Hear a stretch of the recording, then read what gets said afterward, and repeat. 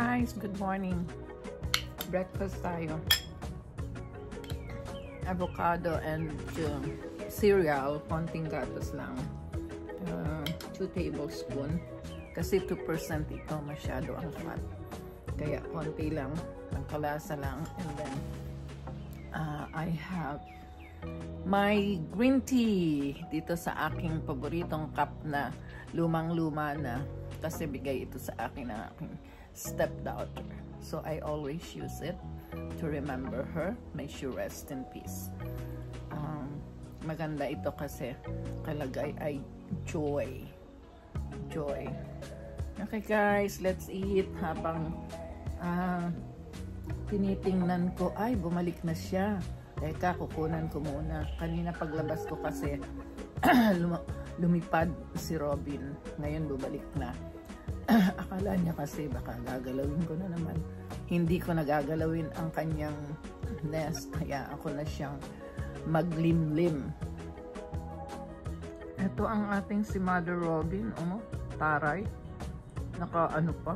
Kataas pa ang kanyang beak. Yan. Hindi ko na sila gagalawin. Kanina paglabas ko, lumipad siya. Akala niya gagalawin ko na naman ang nest niya. Hindi na. Relax ka na dyan, Mother Robin. Hindi na kita gagalawin hanggang sa mag-hatch ang iyong mga hatchlings. Yan. Thank you, my Robin. Lagi kang nagnanest dyan sa aming posilya. Kahit na tinabasan ko na wala nang masyadong sanga at dahon.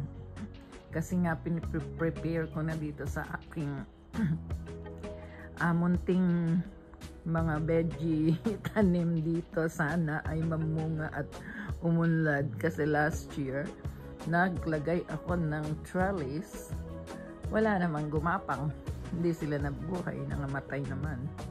So sana ngayon, kasi medyo meron ng mga maliliit na bunga, sana ay magbunga at lumago. Ayan ang aking tomato. Meron na siyang bulaklak. Yan ang aking Japanese squash. May maliliit ng bunga. And I hope na lumaki sila. And yan naman ay patola. Doon sa baba may ampalaya. And ito ang aking mga tomatoes. May blooms na sila. May flowers. Okay guys, thank you for watching my short video. Love and God bless. Thank you all.